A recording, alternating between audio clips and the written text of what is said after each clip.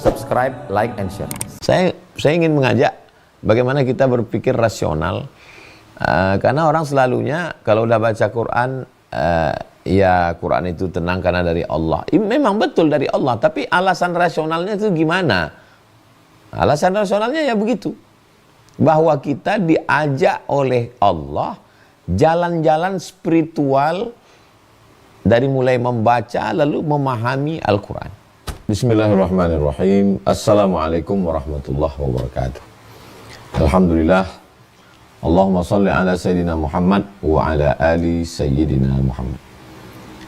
Yang sama kita hormati Bapak Kukuh Raharjo, kemudian nasabah prioritas Bank Muamalat Indonesia, kemudian saudari moderator, beserta semua yang mengikuti kajian petang Ramadan 18 Ramadan bertepatan dengan 18 Maret 2025. Semoga selalu dalam ridha Allah Subhanahu wa taala. Amin ya rabbal alamin.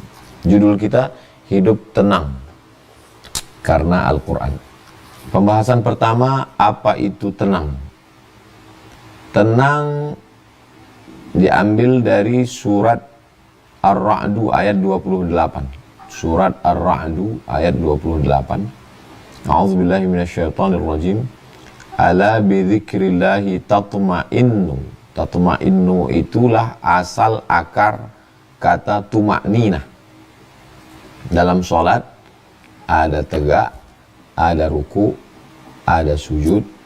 Ketika kita tegak sejenak, itu disebut dengan tuma'ninah. Ruku sejenak, ada temponya, itu disebut dengan tuma'ninah, yang disebut dengan tenang. Beda dengan orang misalnya tegak, ruku, sujud tanpa ada tenang sedikit pun. Jadi tenang itu adalah tuma'ninah. Kemudian kata lain yang dipakai adalah sakinah. Biasanya digunakan untuk pernikahan, semoga keluarga sakinah, mawaddah warahmah. Huwallazi anzalas sakinata. Allah yang menurunkan ketenangan. Kata sakinah digunakan diantaranya untuk menggambarkan tentang malam. Sakanal lailu. Malam yang tenang. Tidak ada hiruk pikuk, tidak ada suara berisik, suasana yang menenangkan. Hidup menjadi tenang. Lawan kata tenangnya adalah gerasak gerusu, hiruk pikuk, suara bising, suara ribut. Itulah beberapa kata dan makna dari tenang. Pembahasan yang kedua adalah di mana letak tenang itu. Apakah tenang itu letaknya di kepala, atau di tangan, atau di mata, atau di mulut? Maka kalau kita lihat dalam Al-Quran, masih surat Ar-Ra'du ayat 28, tatma'innul qulub. Qulub hati, jamak dari qalb, atau kita menyebutnya qalbu. Jadi letaknya adalah di hati. Dalam ayat lain, huwallazi anzalas sakinata fi qulub. Allah menurunkan sakinah, ketenangan ke dalam hati. Jadi letak tenang itu adalah di hati. Nanti dari hati dia menjalar, menular ke kepala, ke mata, ke telinga, ke tangan, ke kaki. Jadi kalau kita lihat ada orang yang kelihatannya tenang, para kiai, para ulama, para tuan guru, para habib, bersahaja, tenang, itu sesungguhnya ketenangannya itu ada di hati. Makanya doa Nabi Musa alaihissalam, Rabbi syrah li sadri, lapangkan dadaku.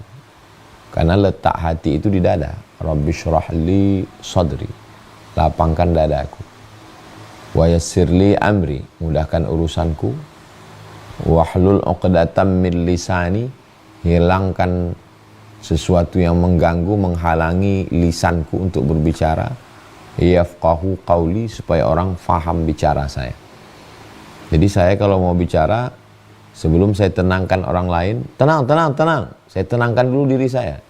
Sehingga ketika saya menghadapi orang lain itu saya sudah tenang dulu. Tidak selamanya kita ribut itu orang konsen. Justru kita tenang, kita diam, orang jadi diam, disitulah kita baru bicara. Jadi letaknya adalah di hati. Pembahasan yang ketiga, bagaimana konsep Al-Quran supaya manusia ini tenang.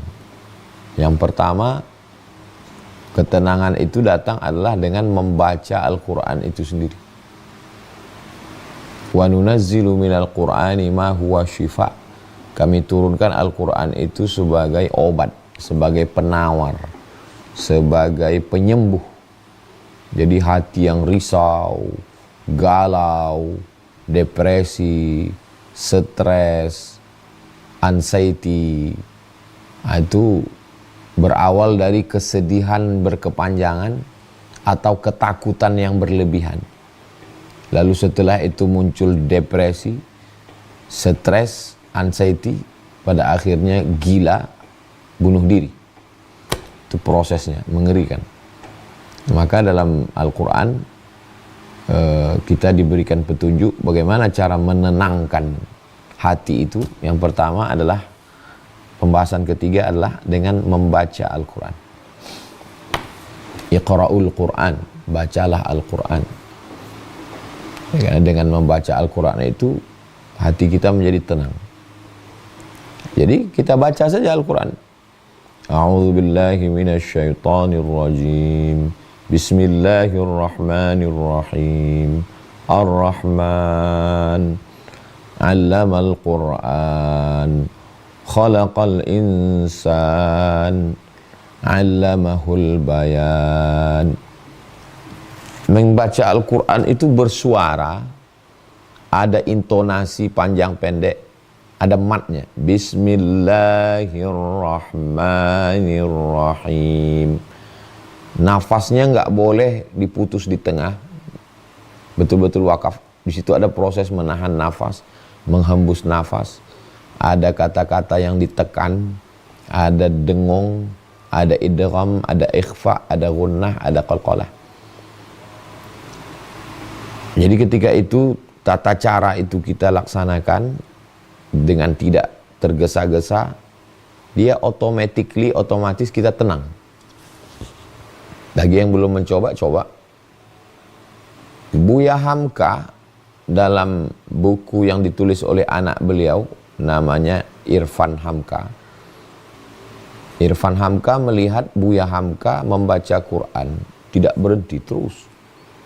Lalu kemudian Irfan Hamka bertanya kepada Buya,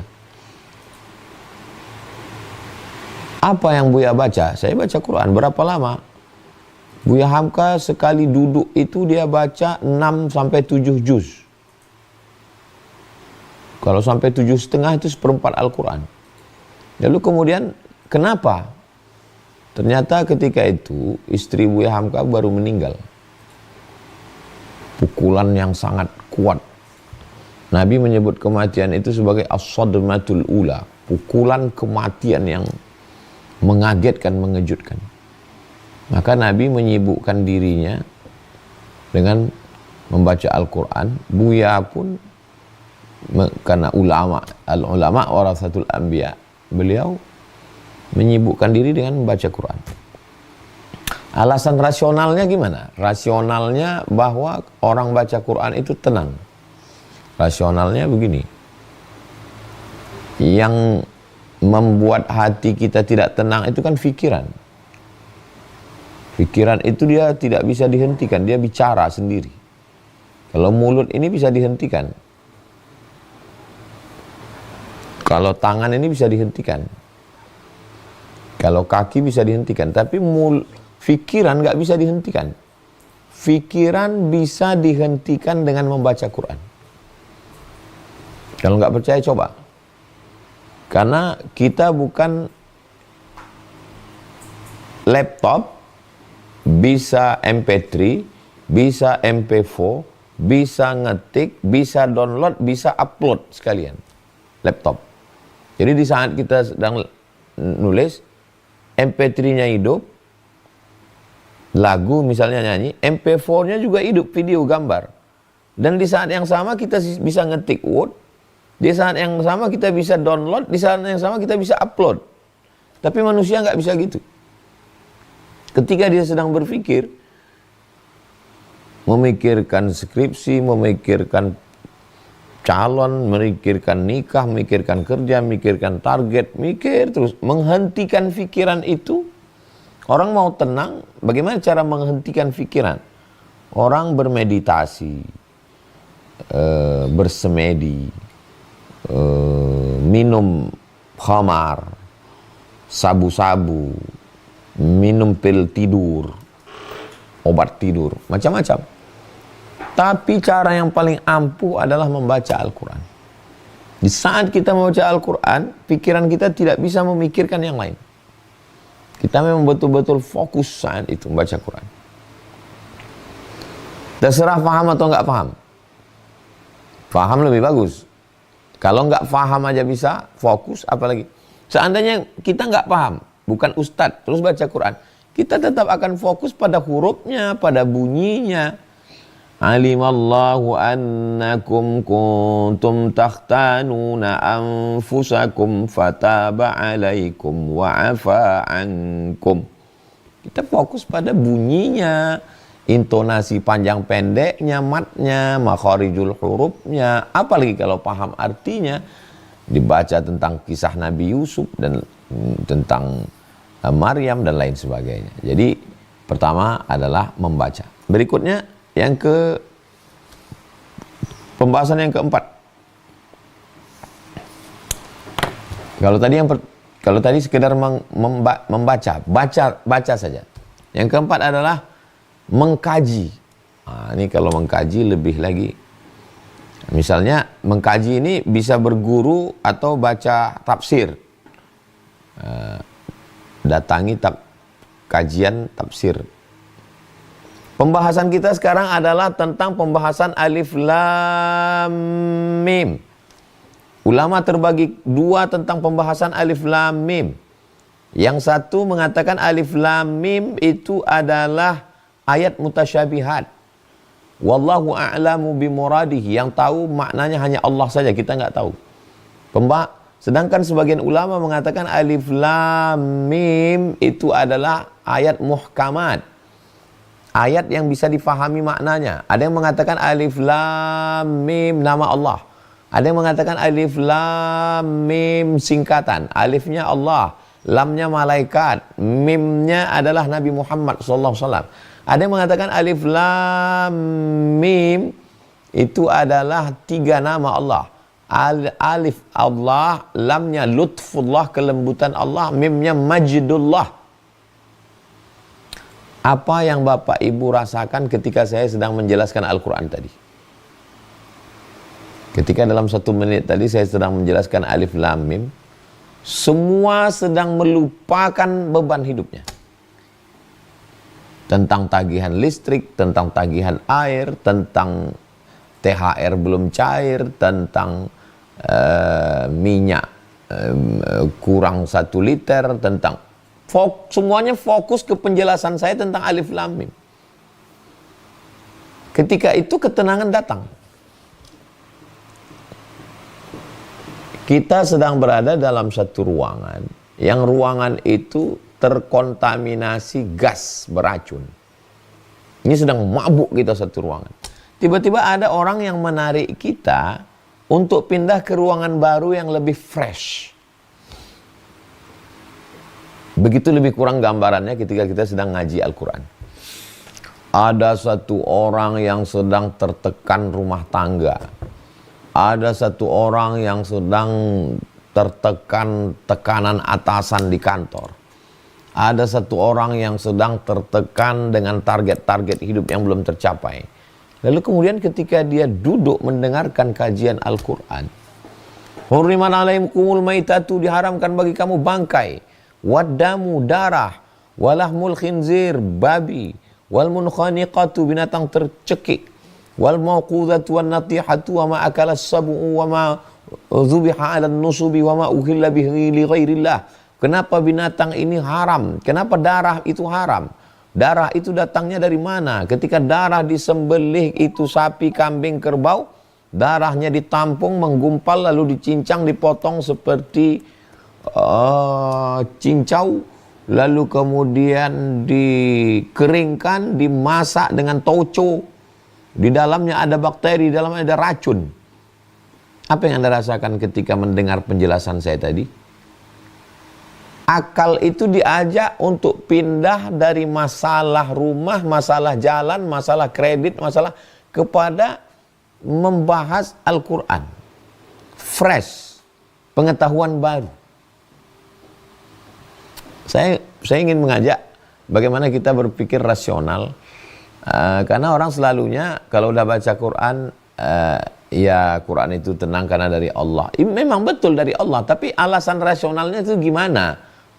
Alasan rasionalnya ya begitu.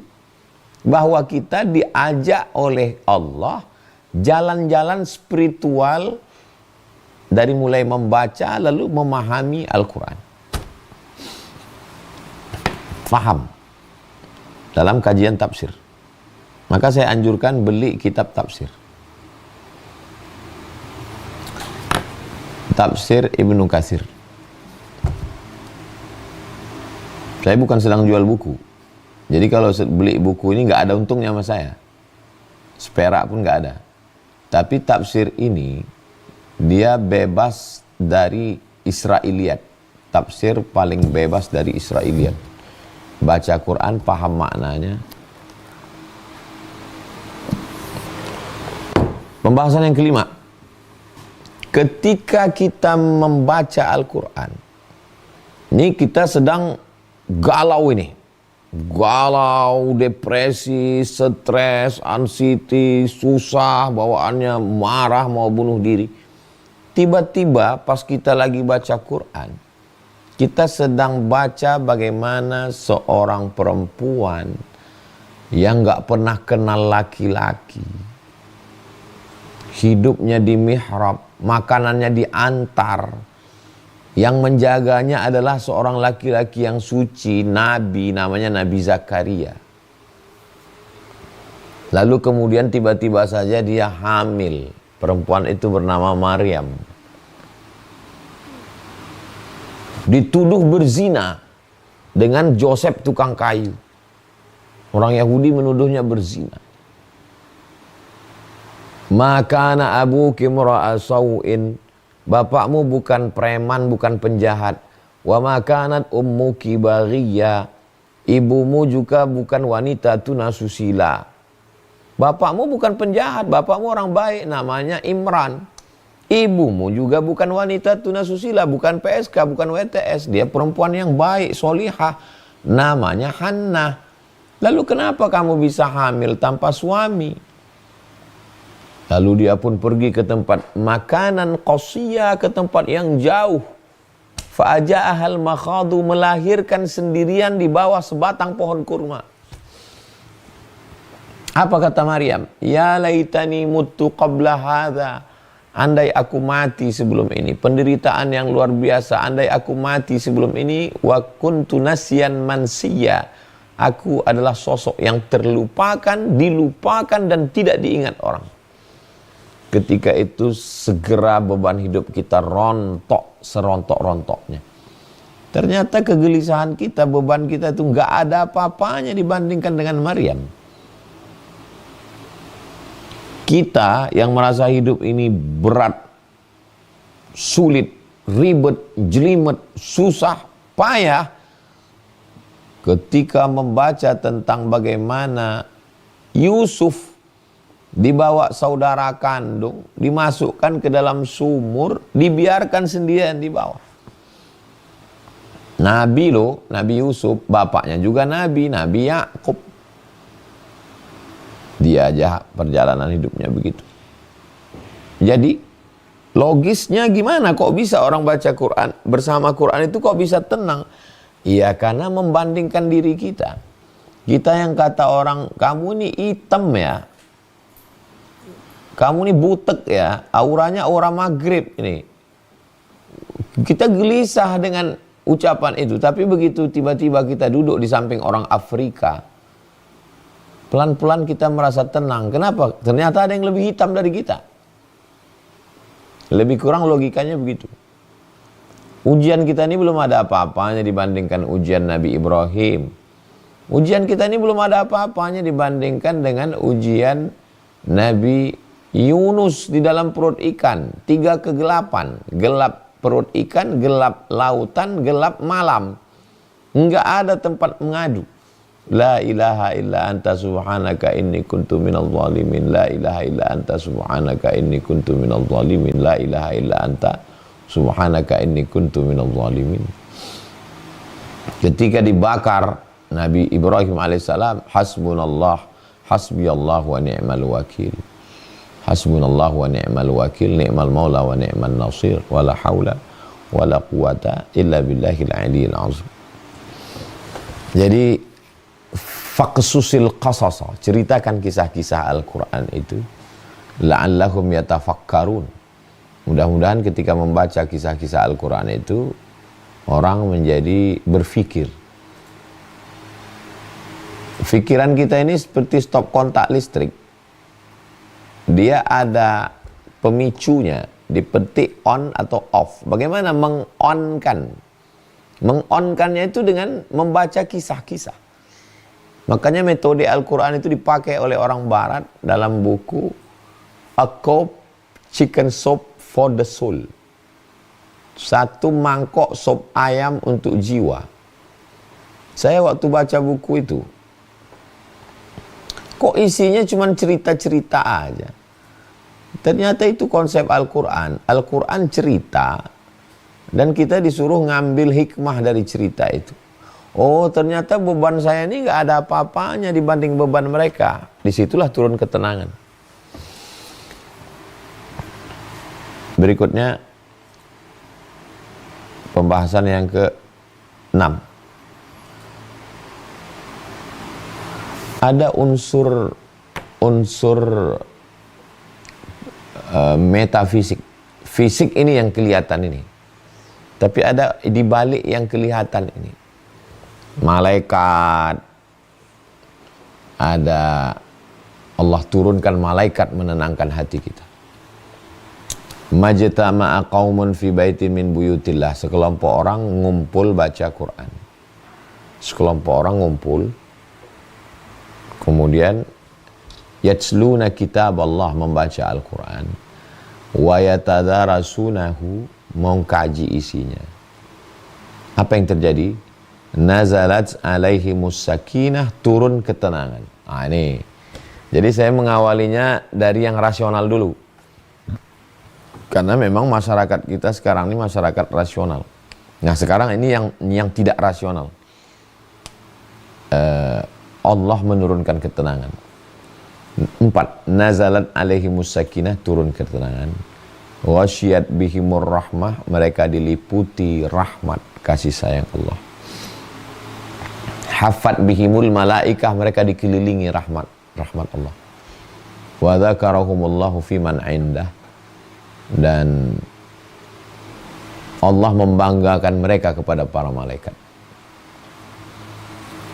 Turun ketenangan, turun malaikat, turun rahmat, dibanggakan Allah. Itulah kenapa hatinya tenang. Kenapa ya hati kita tenang? Iya, karena pertolongan Allah. Karena ada malaikat yang hadir, maka seketika kita tenang. Orang yang nggak pernah risau, dia nggak pernah tahu arti ketenangan. Orang yang nggak pernah bising, merasakan suara bising yang luar biasa, dia nggak tahu apa itu tenang. Jadi memang kita perlu nanya ke orang yang pernah mengalami kekacauan, kegalauan dalam hidup. Lalu kemudian ketika dia mendengarkan orang baca Quran, atau dia sendiri membaca Quran dan dia merasakan ketenangannya, baru saya ketemu beberapa mu'alaf. Yang saya tanya itu, gimana kamu sebelum masuk Islam dengan setelah Islam? Rata-rata jawabannya mirip, redaksinya beda tapi substansi makna omongannya itu. saya menemukan ketenangan yang nggak saya ketemukan sebelumnya, Ustaz. Saya nggak tahu ketenangan yang dia rasakan itu gimana, karena tenang itu kan nggak bisa diceritakan. Ada dua orang yang merasakan ketenangan, saling bercerita tentang ketenangannya. Siapa di antara mereka yang lebih tenang? Kita sebagai pendengar nggak tahu. Menurut kita yang paling pandai ngomong itu yang paling tenang, karena dia bisa merangkai kata untuk menginterpretasikan ketenangannya. Tapi ada orang yang, gimana perasaan kamu? Saya tenang. Ya tenangnya gimana? Ya nggak tahu, pokoknya tenang aja. Bisa jadi dia lebih tenang, cuman merangkai katanya dia kalah. Nah, jadi tenang ini adalah satu perasaan.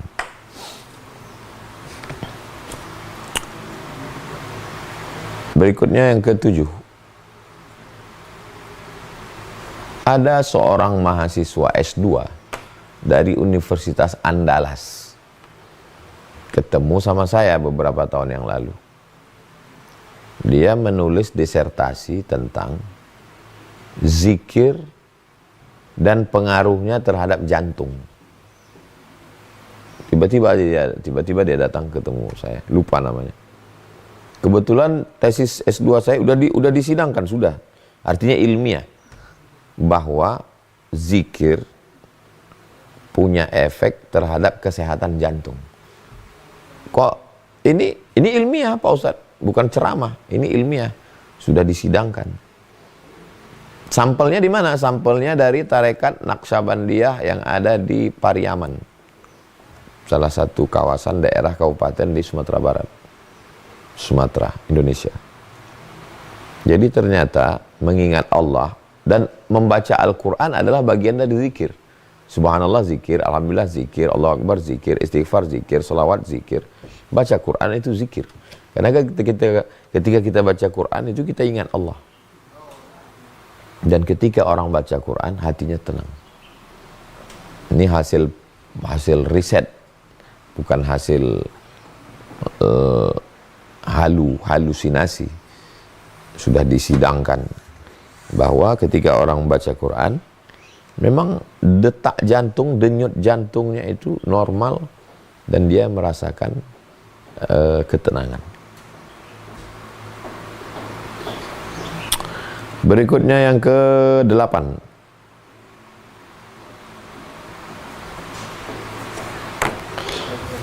Yang ke-8, wa idza quri'al Qur'an, kalau Quran dibacakan, fastami'u lahu, dengar. Dengar dalam bahasa Arab ada dua. Pertama, fasma'u, dengar. Fastami'u, dengar, fokus. Jadi bukan sekedar dengar gitu, bukan. Fastami'u, istima', listen, perhatian. Dengar dengan penuh kesadaran. Idza quri'al Qur'an, kalau Quran dibacakan, fastami'u lahu, dengar baik-baik dengan penuh kesadaran. Wa ansitu, dan diam. Jadi jangan ngomong, jangan bersuara, dengar aja baik-baik. La'allakum turhamun, kamu dapat rahmat.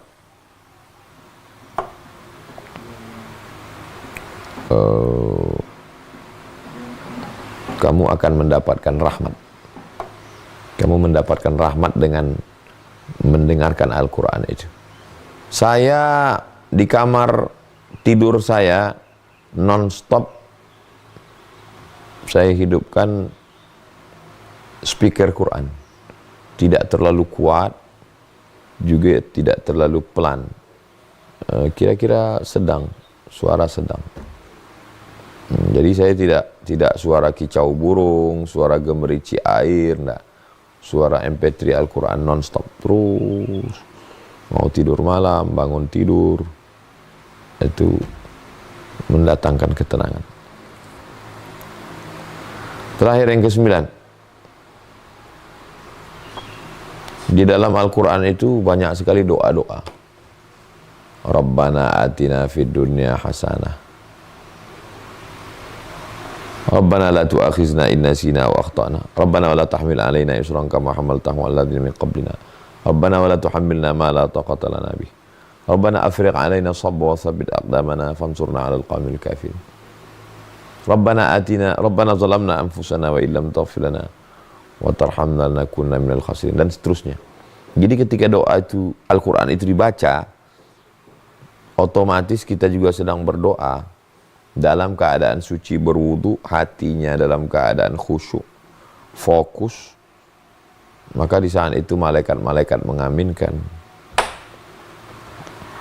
Makanya di kantor sebelum mulai baca Quran dulu, di sekolah baca Quran dulu.